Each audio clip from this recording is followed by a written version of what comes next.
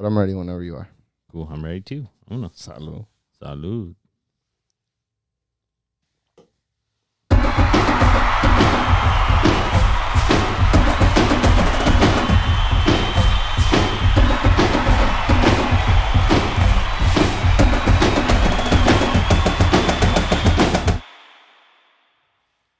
Let's go, Cesar. Let's go, man. All right, folks. Welcome back to episode 63. I am Omar here with Cesar, your co-host.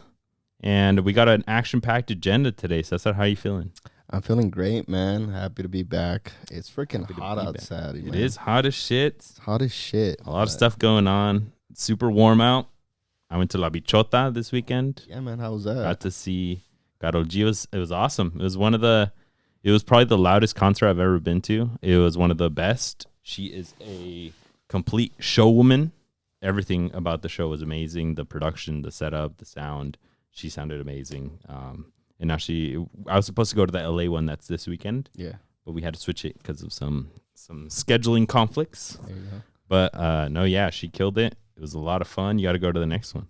Yeah, I have to go out there with you guys next time around. I saw all the videos. I legit, on my Instagram story, there was one person who had all of the songs, it felt like. Every single. It felt like every single song, and I was like, dang, just saved myself $130. ¿Cuál 130? No manches. Yeah, I would assume so, but I don't know. I would PSA to everyone. I think you should put your phones down at the damn concert. Do your favorite song. Do one for the hype. Do one that looks good for like the lights look amazing. Take a couple pictures. But yeah. I've never looked back except for a handful of times at actual videos from concerts. Yeah, me too. Like I have a ton of videos, and I think they're most of them I just remember them. You know, there's sometimes that even during the video that I'm watching, I'm like, oh shit, like I forgot I took this one and this they performed this song. Like when I look back at a festival or think back, I just think of what I got in my memories. Yeah, una que otra cosa, sí, para el recuerdo, so it'll trigger right when you look at it. But dog, todas las pinches canciones, you should be copyrighted, to be honest. You should get in trouble for that shit. No manches. Cálmense. All right. But yeah, we got an action-packed agenda for you guys. Some news out of the Neymar camp. A whole bunch of drama always in PSG, and it looks like it's coming to a close. Stuff coming out of the U.S. women's national team. A little drama there. We got a bunch of transfers that got confirmed. Everyone's going for so much money, over $100 million, everybody. Well, we got the Women's World Cup about to wrap up. We're about to have the final this weekend. We got the Premier League back. We got the La Liga back. We got League's Cup wrapping up. We got this weekend. Yeah. Calcio is coming back. We got Bundesliga coming back. No shortage of football, you guys. Vámonos. It's about to be lit. Yeah, all of our MX is starting back up. And Liga MX. And MLS. Sunday. Oh, shit. All of our partners are going to hate us. Let's go. Damn, let's go. Divorce rate's about to go up. Vámonos. All right, folks. So let's get right into the top news. There's finally an end to a small chapter of the PSG drama, which is Neymar. He is officially going to Saudi side Al Hilal for a salary of over $100 million a year, and they paid a $90 million fee to PSG. Yeah, damn. They paid over $240 in total for Barcelona, PSG to Barcelona back in the day, and they're getting less than half now from Al Hilal, which I mean makes sense. He's 31 now. Yeah, and I guess his best years are behind him, but it's still crazy that he's going to another top player going to Saudi Arabia for a crazy amount. I've seen some of the stuff he's getting. He's getting like a private jet. He's getting like 2 houses, two cars, luxury cars, like 24/7 driver. I saw that. A bodyguard, chefs, lo que quiera. Va a ser un pinche rey allá. Fuck. I mean, that's how the majority of these guys are living, right? I mean, but a couple of them stand out a little bit more, like Neymar, like the Cristiano Ronaldos. They don't have to lift a finger for the rest of their life if they stay there in Saudi Arabia. But no, I mean, good for his bag. Yeah. For the soccer aspect to it, a lot of people are saying that this marks the end of his journey, the end of his competitive journey. that this is him. This is the signal that he is giving up that competitive aspect.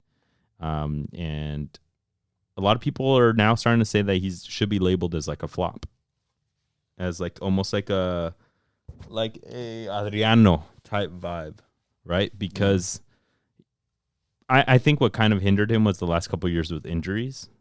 At Barcelona, everyone thought, damn, he's going to go down as one of the greats, right? Yeah. And then injuries kind of start plaguing him, goes to PSG because of money, and injuries keep plaguing him. But now a lot of people are like, dude, this career overall is not that great. What do you think? I actually think he shouldn't be labeled as an Adriano. I think Adriano's was a complete flop. I think this guy at Barcelona, he had some amazing years. He won a lot there. He won the Champions. Won everything. Yeah. Everything. The only thing that you can realistically say that he hasn't won is the World Cup. Other than that, he's won pretty much everything. I think people are more upset about his potential than what could have been of Neymar. Like, we could have had another great, like we talk about Cristiano and Messi. Mm-hmm. Maybe Neymar was supposed to take that baton and be that next person. But he never realized that potential, and I think it was his move that when he went from Barcelona to PSG, that's the one that made that decision in his mind, and everything else followed. The injuries. We've known what PSG has been. They have been really bad with transfers, with coaching decisions, a lot of stuff like that never made Neymar realize his full potential. Yeah. And, I mean, a lot of people have been... so back in the day, everyone was saying that he was trying to leave Messi's limelight, right? Like, he's trying to leave the Messi shadow at Barcelona to get his own team, which was interesting because Mbappe, it was his team. And then ultimately all of them ended up being at PSG. It is tough because, I mean, he is injury plagued and he needs to guarantee his money. And he's getting probably the best deal, honestly, in that Saudi league. But he could have given the world so much more soccer-wise. Yeah, I think he still had maybe another 3-4 years in him at a high level. But you can't really blame him for wanting to go to Saudi Arabia. Amazing opportunity, like the money, the care he's going to get there. Like, what else can you blame him for? And we still don't know. That league can low-key become a top league in that area, right? And I don't know, one day maybe they get included into UEFA or like... Dude, that'd be insane. Or if there's already rumors that like there's rumors that they're gonna be like there will be like a cup in between the federations or something. They're definitely gonna go fight for those Champions Cups, the new versions of the Club World Cup. They're gonna be packing some teams in there. They're gonna have some firepower, right? Because a Saudi League's All Stars right now would be a top European squad. With Benzema, with like Sadio Mane, with Brozovic, with all these players, right? They're not necessarily just getting the oldest of the oldest. They got powerful talent. Now it just depends if they can. I think if they can like cohesively create amazing teams, right? Competitiveness, right? Because you can have all these amazing stars, but if you don't have a team who's competitive or a league who's competitive, everybody's gonna drop their level. Yeah. And the majority of the teams, their back lines are dudes you have no idea who the hell they are, right? Because they're packing that front line, and then the back line is just like whoever's there, right? So I want to see more of these teams signing defenders. Yeah, like big name defenders. Fuck it. I mean, Sergio Ramos right there. Yeah, Sergio Ramos. I don't know who else. Not going to America, I'll tell you that. Oh, he's not. He's way too expensive for America. I'm sure that oil money is perfect for him. Like $9 million a year or something. He was $10 million a year minimum. Yeah, bro. Goddamn. Los del DF pueden cooperar, güey. Sí, 10 pesitos, un pesito acá. All right, folks. In other news, the U.S. women's national team. I'll start with the most burning thing because that just came in the news like literally as we were parking here at the stew. The U.S. women's national team coach, Vlatko Andonovski, he resigned as the head coach after a lot of people were screaming for him to be fired a couple months ago, right before the World Cup, during the World Cup. A lot of people are not happy with this performance. And, he took the gentleman's way out and said good day, which it gives me Tata vibes. Definitely. Even though Tata was ultimately fired. Yeah, they had a terrible performance. A lot of people on social media were really upset at the coach for not putting in the stars, like all the stars or the good players, the ones that would be able to make the difference during the game. They just sat on the bench. Yeah. I think ultimately what I criticize him for is that I don't think he did a good job moving from the older generation to fitting a system for the new girls, for the young women on this team. He could have built something for the Sophia Smiths, for the Trinity Rodmans, I think for this new generation to help them flourish. But I think he was still banking on Megan Rapinoe off the bench, Alex Morgan to come in, the Julie Ertz to overpower everybody. And it's not that type of game. Every other country in this tournament has ballers that are just as good. And younger and faster. And you have the superstars, the next generation, but I don't think you give them the right tools, the right setup. Yeah, definitely it wasn't set up correctly. And it was already a hard task to begin with just because of what the U.S. women's national team represents and who they are and their weight and their expectations. But the way he could have managed this a lot better than what he did. Yeah. Take criticism whatsoever, but you have to make it happen. And he didn't at the end of the day. That's true. Yeah. I mean, you have the players. At the end of the day, you have to win games. And it did seem like the group stages, that's what it was, right? It's just no matter what, they made it through. They got to win. They got to win over here, right? And the superstars made it happen. But then you play against a tough squad like Sweden, and the players have to step up. They couldn't put one away, right? And that's the legacy that he'll go down for. I mean, on his side of things, he did win one World Cup with them at the last one. So, I mean, he gets his flowers there, but you kind of go off the back door, right? You don't go out on the best of notes with the fans, especially a fan base that's been used to this dynasty, right? Yeah. So, we'll see who takes the crown at this World Cup, and we'll see what the U.S. comes back with for the following one. Yeah, we'll see who's the next coach. They're going to do an extensive search. And we've heard that before with the men's side, so we just hope they choose the right. They need a big coach, name. the right fit. They need a big name and get us some women in there. Yeah, get us some women. We got some quality women's coaches. In other U.S. women's national team news, Carly Lloyd was breaking the headlines by getting some backlash for what she said about the U.S. women's team in that game against Portugal. I don't know why it's coming up now, but she had to come out and defend herself. Because she said on the Fox broadcast that the best U.S. women's national team player in that game was the post. I'm dead. Because in one of the last plays of the game, the Portuguese striker went on a breakaway, kicked it around the keeper, it hit the post and went out instead of going in, right? And I thought that was funny. I mean, Alexi Lalas was on the coverage, and those fools are just fucking clowns, and they were laughing about it. But yeah, she made that comment. People pushed back, and she came out and defended herself and said, "I don't hold my tongue. I said what I said. Let's go. They are not good. They did terrible. All these things." And put some respect on her name. Yeah, God. Carly Lloyd is not one to hold her tongue. Some of her takes are pretty freaking wild, but yeah, I'll give her that she's real and she does not hold her tongue. And I mean, in that game, it's true. The post saved them in that last play. Yeah.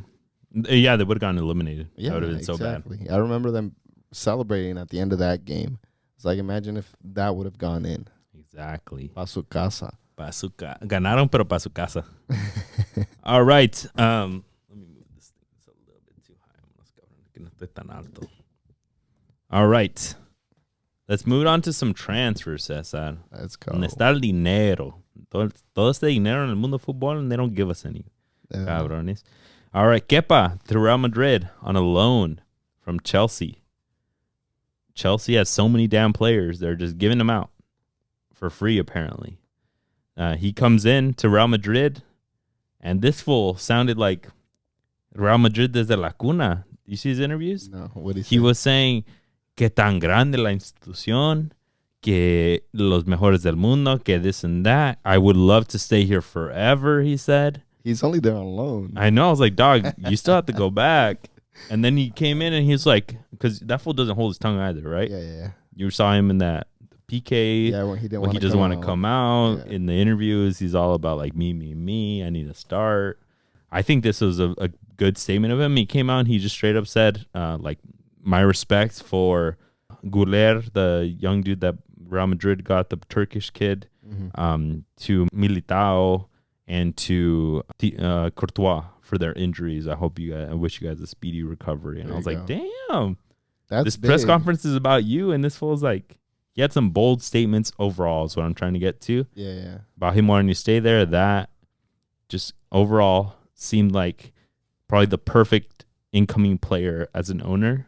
Florentino Pérez was probably like, eso es todo. Ese es mi hijo. Estos son los que yo traigo, no mamadas. No hay mamadas aquí, güey. But, Kepa to Real Madrid, I think that cae como el anillo al dedo, güey. Sí. I think that's an amazing signing. Attitude-wise, press conference-wise, está bien, pero Kepa has been picking up his game a little bit with Chelsea. So we just hope he continues that trend upward and not have any of these blunders or more fighting with the coach or anything like that, because Real Madrid don't need that right now with Courtois out. And Ancelotti's not going to let that shit happen. No, I mean, of course not. And you hope Kepa has, like, understanding that there's, like, how do you say, like, status, or not status, but, like a hierarchy there? Yeah, and he's at the bottom. Dog. Yeah, enseñarse a respetar, you know. I think he'll grow as an adult, as a human there. And then at the end of the day, he's on loan. So Ancelotti's not going to he's not going to freaking play around with the trigger if he's got to pull in the backup keeper. He's like, no, hey, vámonos. Hazte para allá. Sí. Go back to Chelsea. So it's a big opportunity for Kepa. He just needs to make it happen. Yeah, he can make a big move out of this. Real Madrid can trigger that release clause, do something, keep him there. And more than that, like, there's a whole bunch of eyes on him now. Like, imagine if he does really well and Real Madrid don't pick him up. He's going to go back to Chelsea and be the starter for sure. Exactly. In other news, we got Lucas Paqueta, el rey del baile, going over, rumored that by tomorrow, so this might be confirmed once you guys are listening in, that Manchester City is going to pay over $120 million, 120 million euros or dollars. You take your pick. It's more than either of them. But that they're going to pay that much for Lucas Paqueta. Jesus. When just a year and a half ago, I believe, West Ham paid $40 million. And I don't know. In my opinion, you got to take some of these things into consideration. They paid that much. And I think he had the whole team had a whole damn disappointing season at West Ham. Wait. What do you mean disappointing? They won the Conference League. In season. Okay. In the league. They barely got out of relegation. And yes, Conference League. Yeah. You get less than making it out of group stages and champions. And your trophy, you go to Europa. Hey, pero algo es algo. Para ellos, it means a lot for them. No, but they got to move up that table in Premier League. They did not do great. Sure. But yeah, I mean, this will be the flip of the century. It would. If they can get them for 40 mil, have them for 1 year, and flip them for 3 times. Yeah, this is a no-brainer for me, for West Ham. I mean, at the end of the day, like, a veces ves un jugador por lo más que te sirva a ti en tu equipo. Somebody's paying 3 times the amount that you bought him for. Like, it's a no-brainer. Like, you have to take it. With that money, you can bring someone who's better than him, or bring 2 or 3 players who are super young, that are going to ball out, and then you could do that same thing, flip them again in a couple of years. The only times that we've seen teams really just push back and be like, nah, dog, it's because, like, they're instrumental to that team. They need them there, or else the whole damn team will fall apart, right? And I don't think Lucas Paqueta is that for West Ham, so I think they should not really double think it. They should not think too much about it. Just take that damn money, flip it into 6 other $20 million players. Vámonos. Y que se vaya a bailar a City. Y sí, ahí en la banca. That was not seeing the light of day off the bench. Jesus Christ. All right. Cesar Montes, more for us CONCACAF folks, is being rumored to Almeria. Yeah, Cesar Montes just went back on training, like with the full team. But he's separate, no? But now, today came out that he's actually being separate, that he talked to the squad and the squad understood. So maybe this move is going to happen. And remember, Espanyol is in the second division. Almeria is in the first of La Liga. So this move would be perfect for him so he can keep continuing to grow. Yeah. They're not the greatest but he gets another shot He can save them stay multiple seasons.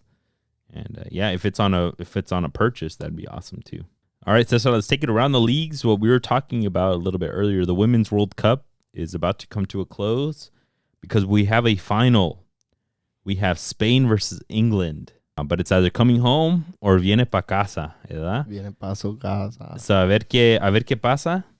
And the Spain game was really good. They played Sweden, who knocked out the U.S., and Spain won. But it was, I think, overshadowed by the drama of which we all saw, which was nobody wanting to celebrate with the coach. Yeah, Alexis Putellas came out as a sub, who we all know is a recent Ballon d'Or winner.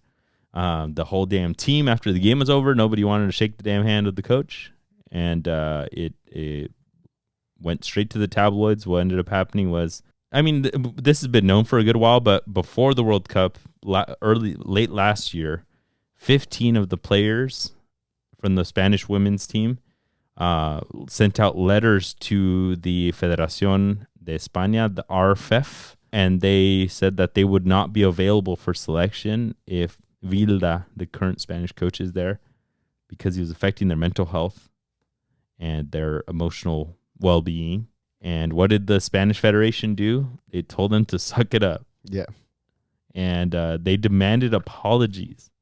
And they said that the players are not in a good space, in a good place. They should not be the ones to be affecting coaching decisions, because they said they did not want that coach there.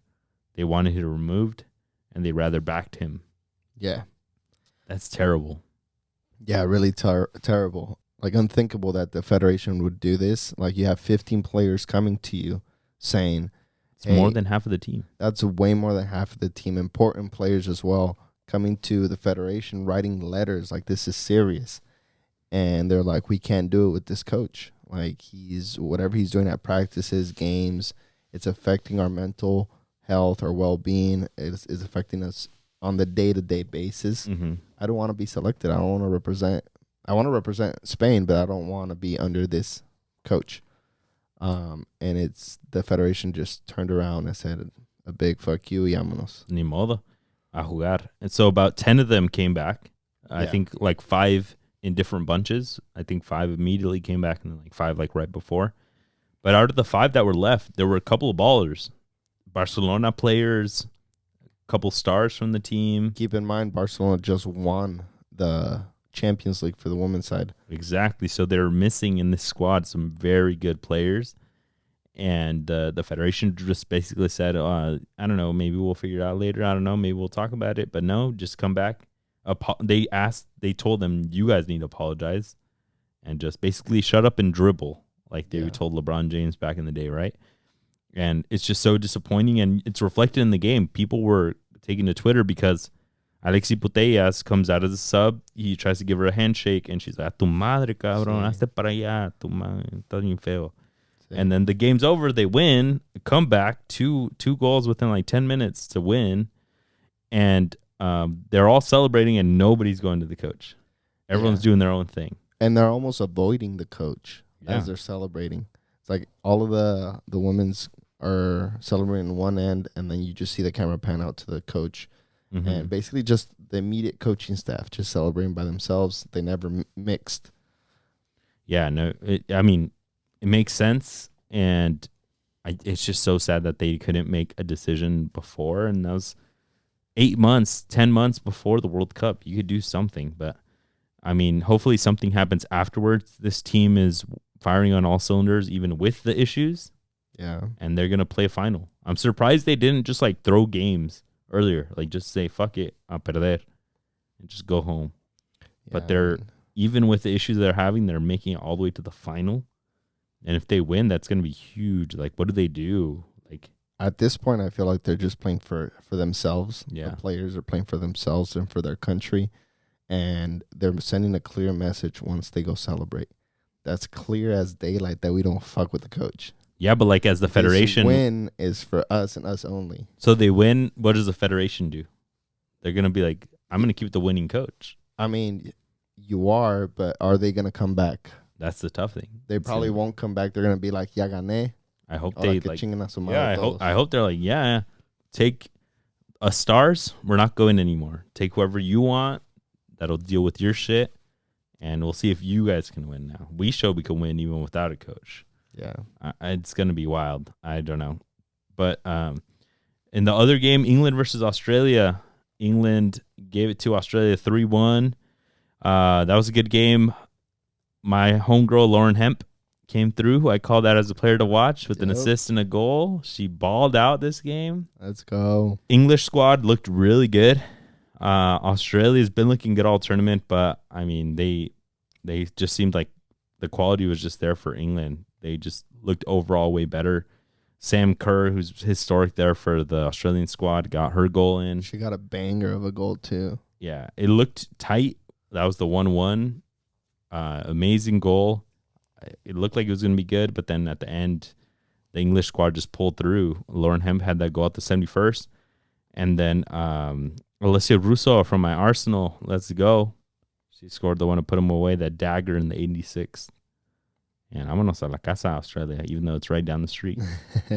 Yeah, you saw a lot of people celebrating after Sam Kerr's goal. So it was a good. They put up a good fight, but ultimately, the English league with the women's side has been really strong. They're producing some great players, and we're seeing it now on the national team. So if it's coming home, it's gonna be a good time for it to come home. If it's coming home, it's coming home on the women's side, not on the sir. men's side. I would love for this English squad to do it because they have such good quality. The Spanish squad has good quality, but they got the drama going on. But I would love for them to get their flowers and to win it as well. But then at the end of the day, the it's coming home thing is really funny when it doesn't come home. Yeah. And then you're like, oh, maybe next time, brother. Like, I don't know. And keep in mind, all of this without Lauren James. And she's back next game. She's back next game. So you can imagine. As a coach, do you put her in? Do you leave the chemistry they already got? It just depends. Lauren Hemp is starting because she's not in, and she balled out. Yeah. Leave my homegirl in there. You just gotta kind of read the flare up in the. This is why they make the big bucks, is that coach to make this decision. Just have to make those decisions. But this is one of those where you just want like que gane el mejor. No, I actually want Spain to win. I want the women, the players to be like, look, we did this without the coach. Yeah. Y shove it up. Y vámonos. Vámonos, córrenlo. Para que se les quite. Give us another coach and we do it again. Yeah. I mean, they have a lot, but England also deserve it, you know. They've worked hard and they've been doing things right. I think for the Euros, they were finalists. They won it. Or they won Euros. it. So it's just, they're both really good teams. So La revancha right now. Let's see. Almost means españolas, even though y'all conquered us. All right. I just got it. All right, let's move on to the Premier League. Set side, we got week 1 under the belt. We started off the week with Manchester City smacking Burnley as we all expected. And Erling Haaland got everyone excited that they were going to win their Premier League until they realized that he's owned in 90% of other teams. Yeah, so everyone's like, ni modo. And then that's when the question happened, do you have him as captain, though? Yeah, that's the big thing. If you didn't have him as captain, you're a dumbass. Yeah, and then somebody in our FPL had him on the bench. Erling Haaland on the bench. No, that's unforgivable. Criminal. That is unforgivable. But yeah. You cannot do that. Jeez. And guess what place they're in? Dead last, of course. Oh, yeah. But yeah, Haaland scored a brace. Kevin De Bruyne is injured. What's new in all those statements that I just said? Kevin De Bruyne is out for 4 months. This dude's just so injury prone, and it mainly happens in big games. I don't think this was a big game. It was against Burnley, bro. It's as big as it gets. No. I mean, it was the opening game, right? And you want a big like opening game to your season, and you want him to be there all season, but they still win championships no matter what, so it doesn't fucking matter. Yeah, I mean, Erling Haaland again with the brace, just like he did at the beginning of last season. Their game. This Manchester City is strong, and they seem invincible. Mm-hmm. But, it's a long season. Injuries like KDB's can happen to Erling Haaland. Hopefully it doesn't, but it can happen to a lot of players that are vital for this Manchester City team. So we'll just take it as we go. Do you think this Burnley squad is going to hold up against other teams, or do you think they're just... do you think... It was really hard to see because Manchester City just came off of winning a treble. Right? They have a stacked squad. It's tough to gauge. It's tough to gauge whether Burnley is going to be able to stay afloat or stay up in the Premier League, or they're going to have to go back down to the Championship. But I think for me, the light at the end of the tunnel is Vincent Kompany. Yeah. Vincent Kompany is a tough coach, and he was the one that brought him up. If I had a bet right now, I'd say Burnley stay up. Yeah, I think that's a good bet. It's just, like you said, it's tough to gauge. City is just so good. It's the worst team you could start up against, literally. Yeah. And I think their biggest gauge is going to be next week, right? It's whoever it is. It'll be a better weekend than it will be if you're facing City. But yeah, Nimola for them. Rodri seems to be like he's on fire right now. The dude scores, assists, whatever he can. He assists. We can just kind of mesh it in with the Super Cup today. They played against Sevilla for the winner of Champions versus Europa. City won in penalty kicks. Rodri gave the assist to Palmer. For 21-year-old Palmer, who's been balling too. He scored on the Community Shield against Arsenal. He scores here. That fool screaming for minutes. But yeah, Rodri gave the assist. He scored in the Champions League final. Now that Gundogan's not there, now that De Bruyne's not there, he's kind of seems like he's like, dog, from the 6, I'll put everybody on my back. Let's go, pa adelante, cabrones. Yeah, he's in todo terreno. He's been everywhere, assisting, scoring. Literally box to box. Literally. And seems like so chill and so calm on the ball. It's freaking awesome, phenomenal to see. And I can only see, if this continues, it'll probably become really important for City, if he's not already. I saw a take that was saying about Moises Caicedo getting 120, like 100 mil or whatever from Chelsea. Yeah. And they were saying he's just so good at the 6. He can even play the 8. He can play on a little bit to the sides. And then they were like, who else is that good at the 6 in the Premier League? I was like, dog, do you know my homeboy Rodri? Rodri is the fucking man in the Premier League. Like, literally. Maybe you're not even thinking about him just because he's already like in a godly level. But no, he is the best 6 in the game. Yeah, definitely. Today. And all of your mamas, I'd even say. The world, dog. Yeah. Everywhere, dog. On mamas. Easy. Fight me for that shit. Fuck. So Manchester City tie 1-1. The banger of a goal that En-Nesyri way. You see Acuna from the Argentinian squad, fucking long ass cross, and En-Nesyri is like, I'm just going to header the shit in. Fucking header, beating Ederson. Yeah, Vámonos 1-0. It was super early in the first half, right? Yeah, and it was a Madrugado goal, and then Rodri got that cross into Palmer, got that 1-1. They go to PKs, and what's his name? Gudel, the center back from Sevilla, missed his PK off the crossbar, and they lose. And we all thought City was gonna choke and go home. They just had the Community Shield, and they were also in PKs, and they choked. Let's go. Come on, my Arsenal. So I had my money on Bono, but Bono couldn't come up with the save. And then eventually that center back. That fool's checked out. He's going to Saudi League. He's going to Saudi too. I saw this morning they said after the Super Cup he's going to decide if he leaves to Saudi or not. So he's probably checked out. He's probably like, let me get that bag, bro. No, he's checking the bank account. He's like, hey, I need my money, bro. Did they add the extra 0 like I asked, dog? Where's my chauffeur, my private flight? Vámonos. He's like, I didn't win the trophy, vámonos. But let's go.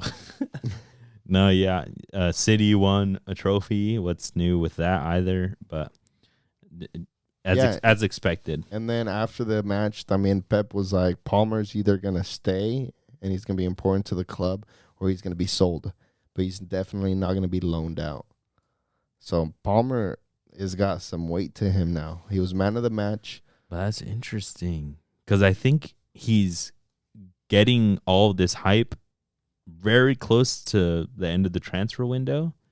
So can they max out how much they can sell him for? I don't know. I don't know if there's a buyer out there. I thought they would loan him so he could fucking ball out and then come back as a starter, right? But he's saying he can stay on the bench though, come in more often, yeah. Or we sell him for a lot. They're not going to sell him for a little, dude. He's been killing it. 21, yeah. He's scored. I don't know. I don't know if I like that decision. I figured that loan. You don't like the decision, or you don't like the words of Pep? I mean, I think Pep can loan him to like Barcelona, who would want him on the low, and he balls out starting with they add these clauses, right? You got to play this certain amount of minutes, or else you owe us more money, right? He plays every minute at Barcelona under Xavi, kills it, comes back, starter. I don't know, man. I mean, it would fit porque Ansu Fati just got rumored that he's leaving as well. Yeah. So at Barcelona, it would fit, and he plays under Pep, Xavi, Pep. I think he. Messi. Yeah.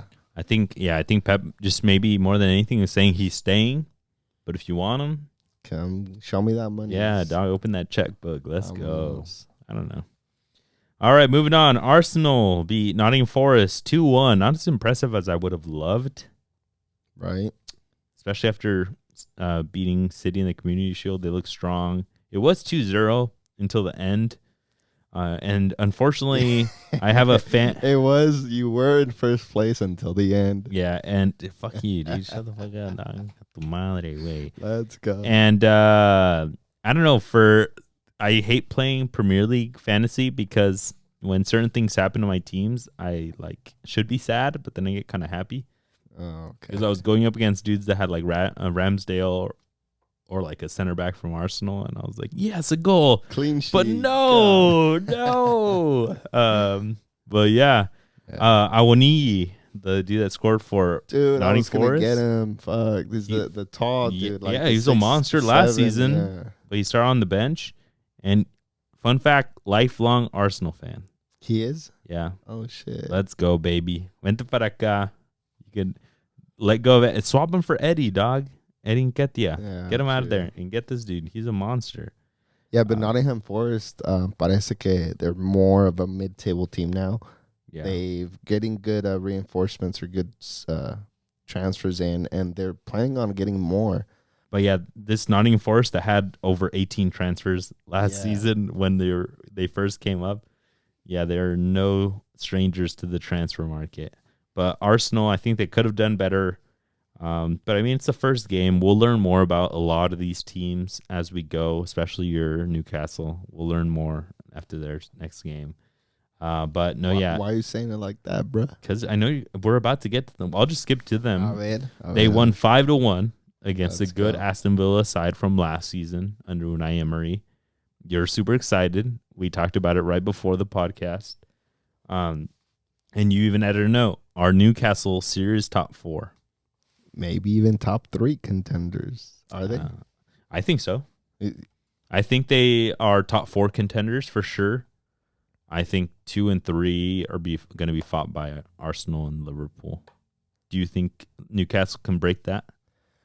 I think, it's going to be a good one. I think they're going to be either 3rd or 4th just because Newcastle's center mid and attacking with Almiron, they just seem really solid right now. And Harvey Barnes.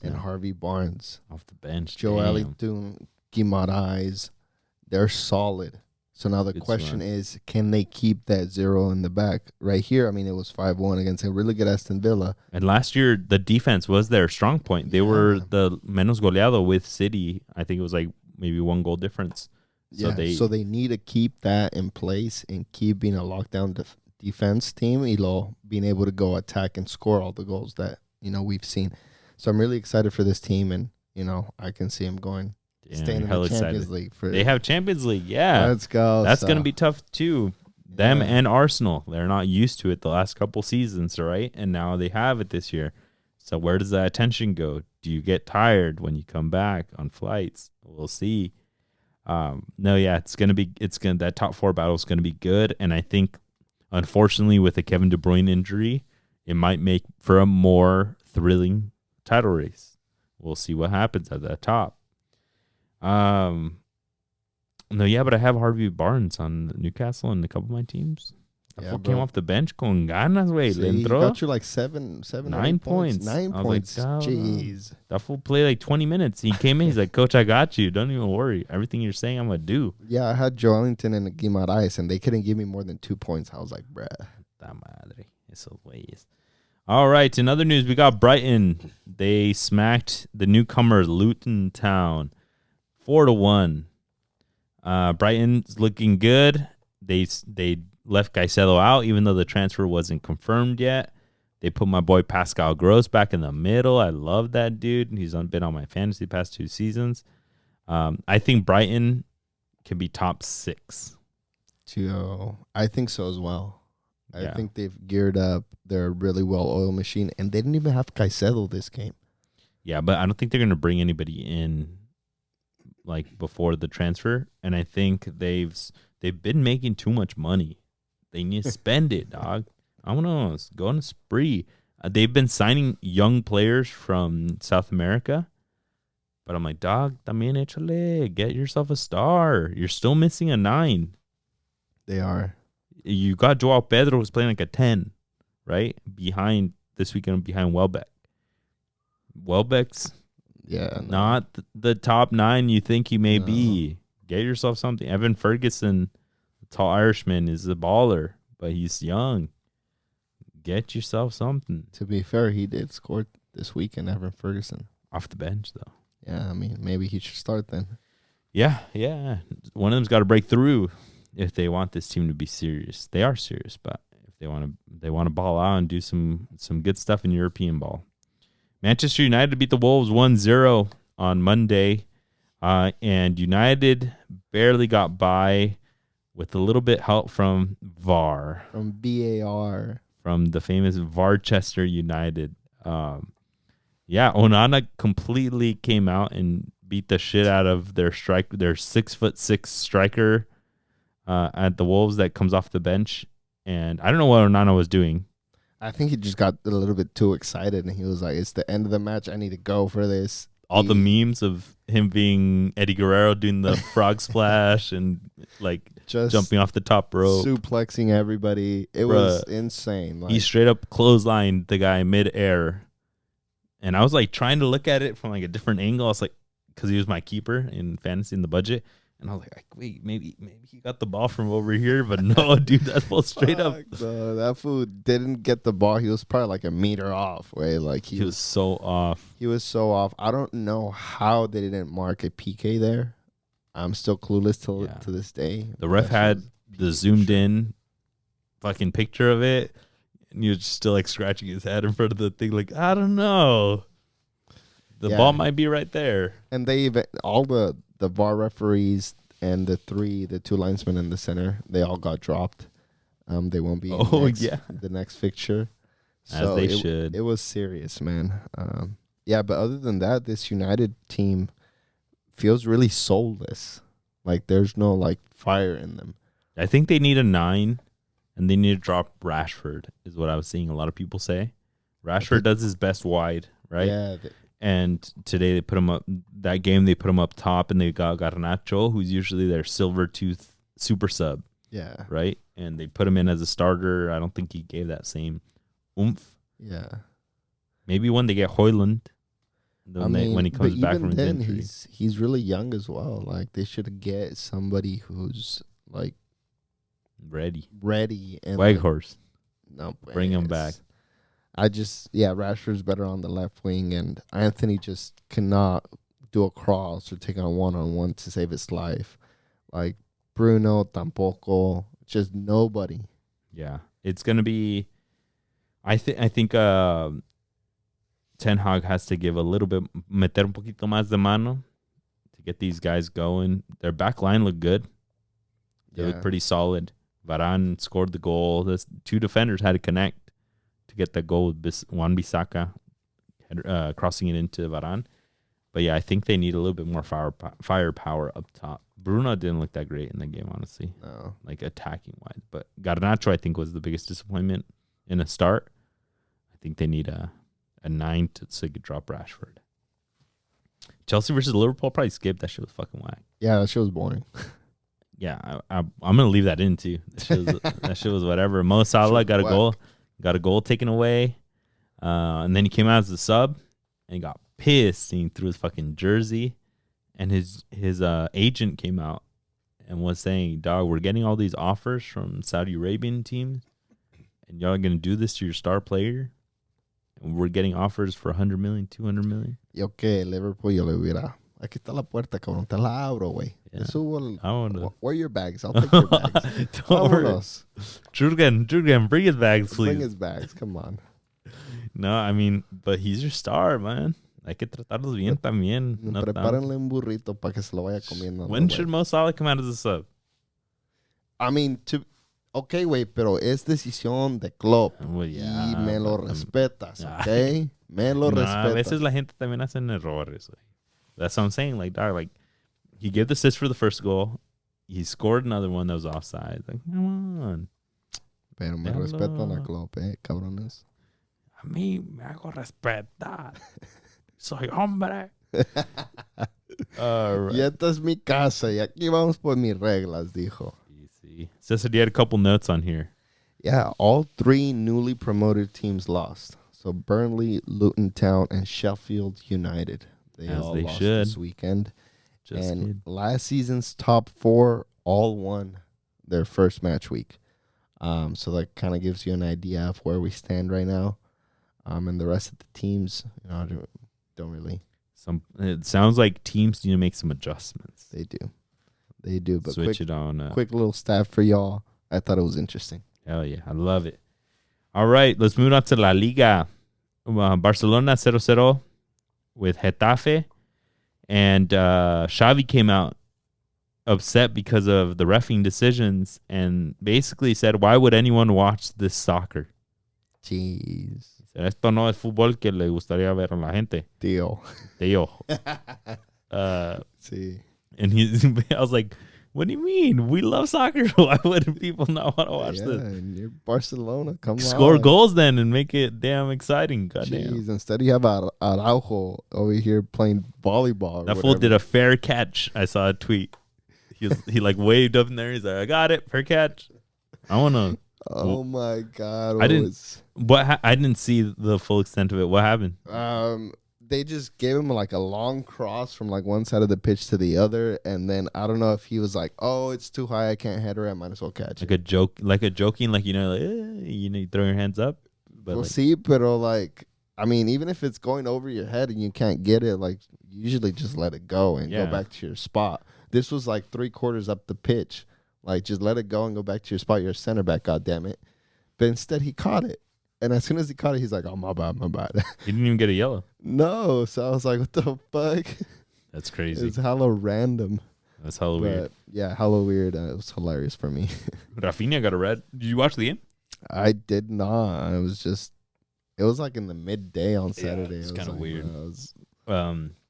Real Madrid beat Athletic 2-0. And Jude Bellingham scored. I think he had an amazing game. He had a good presentation with that squad. I think they overall looked very good. But yeah, he had his famous celebration in front of the Athletic fans, opening the arms out wide. Aquí estamos. What else do you want? I'm here and I'm staying. And there's a famous picture of the fans all fucking cussing him out, yelling shit at him, throwing shit at him. Yeah. Well, but he looks very comfortable, very good in La Liga. Yeah, it fit like right in. He's fitting in. Y que se lo va a hacer? He's a talented player. Super talented He's scoring. He's helping out the team. Like, Florentino Perez, like, hit the nail on the head with this one. Like, que se lo va a hacer? And goodbye to a generation of midfielders. Yeah. Because no longer are we seeing Toni Kroos. We're not seeing Modric. Now we see a mid of Camavinga, Bellingham, Valverde, even Tchouaméni in there. Yeah. Like this is a revamped Real Madrid squad. We'll see what they can do in a full season in Champions League. And I feel like I'm a Barcelona fan, right? Pero Real Madrid, how they ran that club, especially with this example of the midfield, with this new midfield, that's how you should do it. Yep. That's how you should manage your financials. That's how you should bring in players, trust players. Even if they're older, when they were Modric, they were still pulling through. Like, that's how you pick out best players. And like, why can't Barcelona do that? Like, I'm pissed. Are you directly talking about Sergio Busquets and Rakitic that they just let go? Yeah. They could have kept like a really veteran, good midfield. While you start bringing in dudes and get them in as subs, refresh the game. But then they take over like now. Like, look at this. Yeah, and Camavinga was there. I think it's his first or second season. Is at least his second or third. Yeah, the same with Chomenani. Like, he was there last season. It's like, this is how you do it. This is how you flip over the page. And now they're ready to take over. And they're ready. Completely take over the whole league. Atletico Bilbao, Athletic Club, is a strong club in La Liga. They've never been relegated. And for you to put in these young players who've only had a couple of pregame seasons going, and they bring out a win at Athletic Club's pitch, like, that shows that you've prepared and that you're ready for the season. Y aguas con estos güeyes. Vámonos. Yeah, you said even though you're a Barcelona fan, pero hay que reconocer la calidad. All right, Cesar, let's bring it to North America. We got League's Cup wrapping up, and they completely forgot the Mexican teams on the train. God damn. Monterrey was the last Liga MX squad that was left after a comeback win versus LAFC, which was impressive, if I were to say. Yeah. Down 2-0, they came back. My boy Jordi Cortizo put the team on his back and really helped them to come back versus the LAFC, and then they lose to Nashville.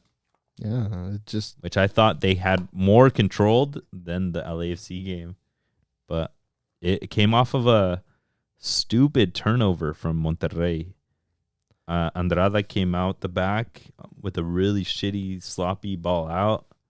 Funes Mori had a sloppy positional play on the defender. Header back in. Mukhtar gets it, opens it wide, goal. Yeah, 3 touches. My problem here is, if I'm a goalie, if I'm Andrada, and I'm trying to give it to Funes Mori, who's on Funes Mori? Zimmerman. Yeah. Zimmerman, huh? That's the toughest matchup. You've known that Zimmerman is a really good header. He scored before for both club and country. Like, why are you playing it so central? And why are you playing it to that defender? Play it wide. Play it on the ground. Anybody else, there's 9 other players out there. Don't choose the guy who was marked by a badass center defender who knows how to header. And put it in a place that it just seemed more advantageous for Zimmerman to get over Funes Mori, right? Funes Mori seemed to have the position, just not above, right? So, like, I would have figured he would have given him to feet almost and had them fight it out. But that specific spot made it so easy for Zimmerman to just put it back in play. Yeah. And, bro, if he could put it back straight into Mukhtar, who had a wide open mid. Yeah, because the center backs go wide, yep. Right? When your goalie had it, when Andrada, that's how they play. The center backs go wide, so the middle, there's a big-ass gap in the middle. And that's where Mukhtar just came in and said, well, thank you very much.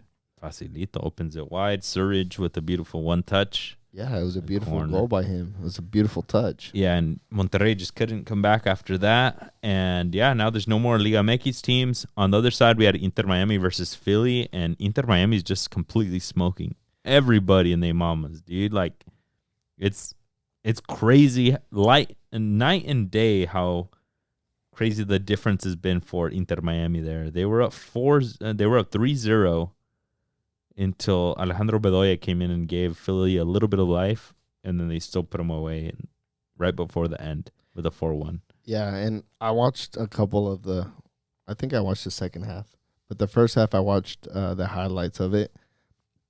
And I'm just wondering, like, Andre Blake, for 2 of the 4 goals, seemed like he was, like, his feet weren't set. Like, he was coming back, like, running back towards his goal, and then the shot comes in, and his feet isn't set. Yeah. I'm so confused as to how you get caught, not once, but twice on it at the professional level. Like, he's an international player. And he won CONCACAF Keep of the Year. Right. It's like he's a veteran. Like, the veterans of the veterans in the MLS. I agree. A lot of get caught like that, bro. Like, come on. A lot of the things that we saw from him on some of these goals were like completely not what you expect from him. The first goal was Josef Martinez on a breakaway, and he was kind of bouncing, and he was running back, went a little bit to one side, and Josef put it well to the other side. But it was such a just a simple counterattack that you would have thought that Andre Blake could have figured something out to get there. The 2-0, the Messi from 40 yards out. Yeah, it was like... I was also like, Jesus. Come on, man. Did not seem like he could get to that post from that far of a distance out. And then the 3-0 Jordi Alba's 1v1. I mean, it was a good 1v1 with a little bit of a slight angle. He couldn't beat him. It seemed like they were in the hole off of a couple of freak counterattack plays that this Inter Miami seems to have mastered. It's like get it out to a Josef Martinez, to a Messi, to Taylor, whoever's out wide, get a little combination to them, and boom, one of them is in. Yeah. One of them's through, one of them gets a long shot, and they go in. They've been going in. And they all start with Sergio Busquets. Yeah. Sergio Busquets is the mastermind of everything, right? Because Sergio Busquets gets the ball, and he knows the pace of the game and when he has to go fast. He gives it to Messi, and the quality of Messi is phenomenal, and he just gets it to one of those players either gives it back or gets that shot away and done. Yeah. Right? So it's just they need to figure Sergio Busquets out, press him. But other than that, like, you need to watch, just be tight on everybody. I think Philly kind of knew it, because if you watch the beginning of the first half, they were taking Sergio Busquets out. There were 2 to 3 plays where they like legit laid his ass out. But I think Inter does a really good job of knowing once you get it to Busquets, if he can get it forward and you get 1 to 2 to 3 touches out of the forwards, you're on. You're through.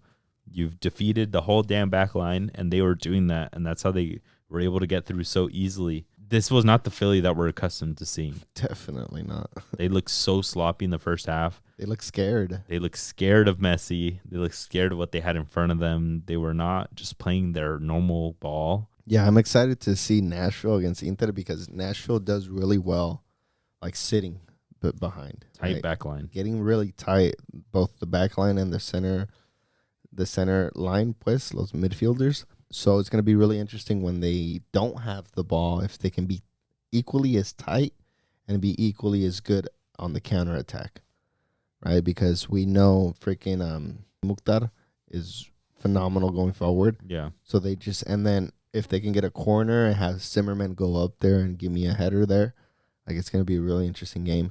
But I think overall, it's going to be a tougher game for Nashville than it's going to be for Miami. Yeah, easy. Even some of my coworkers coming up to me and they're like, how is Inter Miami in last place, but they're in the championship? And I'm like, separate tournament, you guys. Separate tournament. Shout out to you guys. Shout out to all y'all. But yeah, they've been listening in, and they're like, how are they in the about to be champions, but they're last? So they like hear us talk about them, and then they look it up, and then yeah. Well, some of them, they've been following the Women's World Cup, and then they're like, oh shit, Messi's here now, and then they start looking into that. No, but yeah, this Inter Miami team is looking like the real deal. They're looking like the moment that they come back to MLS, it's going to be tough to beat them there as well. I think they're going to play in Nashville, though, which is going to be tough. So we'll see if that makes any difference for them. That's what we said about Philly, and look what happened. So it's going to be interesting, to say the least. Messi and friends did not give no fucks where it was. So, yeah, it's going to be tough. All right. I think that's it, Cesar. All right, Cesar, let's bring it on home with what we're excited about. Give us some stuff to watch over the weekend. Some Man City against Newcastle. Your tune. Up the tune. You have Newcastle really coming off of a big win against a Man City who just lost Kevin De Bruyne. So it's going to be interesting how Manchester City can readjust to losing such an important player. Yeah, that's going to be a good game. We got Tottenham versus Manchester United. I think that's going to be a good game. We've been saying this second week should be a good gauge for a lot of these teams on how they're actually going to do. Manchester United looked good, but I don't think as great as they thought. So Tottenham will be a good matchup without Harry Kane. Let's see if they can survive. We got Arsenal against Crystal Palace this weekend as well. Your Arsenal they play away. So it's going to be a good matchup up at Crystal Palace. Crystal Palace is losing some interesting players. They lost Wilfred Zaha this summer. Mm-hmm. We got West Ham versus Chelsea. Edson Alvarez may get his first couple minutes. Is West Ham going to be without Lucas Paqueta as well? Chelsea is signing everyone and their mamas too. So a lot of changes on both of these squads. In Chelsea as well, maybe Caicedo will be starting soon. If not this game, or maybe the next one. Yeah. We also got Real Betis against Atletico de Madrid. This Atletico team looks revamped. They just won, I think it was 3-1 with a banger of a goal from Memphis Depay. So hopefully they can pick it up. Yeah, Griezmann's looking like his young self again too. We'll see what Cholo's got for the season. Sevilla versus Alaves. Tecatito's been confirmed that he's staying at Sevilla. And Sevilla lost their first game, and they just lost the Super Cup now. So we'll see how that affects them in league. Last year they had a little bit of time where they were kind of relegation zone scare. We'll see if they can get out of it. This weekend we get Bundesliga back. We get Leverkusen versus Leipzig, I think is the biggest game that I saw on there. That'll be a lot of fun. It's always good to see some of these teams, what new players they got. See who's going to get sold to the Premier League in the next couple seasons. Half the team, Jesus Christ. We got Spain against England for the Women's World Cup final. Yeah. We know all the drama that's been going on with the Spanish national team. And England has just seemed like a really stacked squad.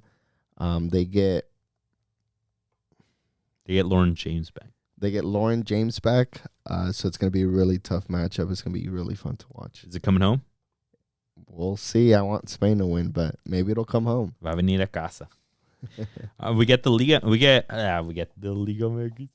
We get Liga MX back. We got Pumas versus Toluca, Cruz Azul versus Santos. We get a first look at the new Cruz Azul coach, Joaquin Moreno, who's in place of Tuca Ferretti. Will that solve players not being able to score damn goals? I don't think so, but we'll see what comes out of that. And the last game we got on here, it's Atlas against America. America comes from a disappointing exit out of the League's Cup in America standards. I don't know about your Chivas. Jesus Christ. But they play against Atlas, a tough team, so excited to have Liga MX back. Yeah, it's going to get popping this weekend. Yes, sir. Fútbol por todos lados. All right, folks. I think that's all that we got for you guys. We hope that you guys enjoyed that. We have been moving on socials. We're on Goals TV now with our homies over there. We just did a podcast with them that's on YouTube on a little bit more about us, a little bit more about the podcast and how we got started. So if you guys would like to hear more about that, jump over to Goals with the Z TV on YouTube.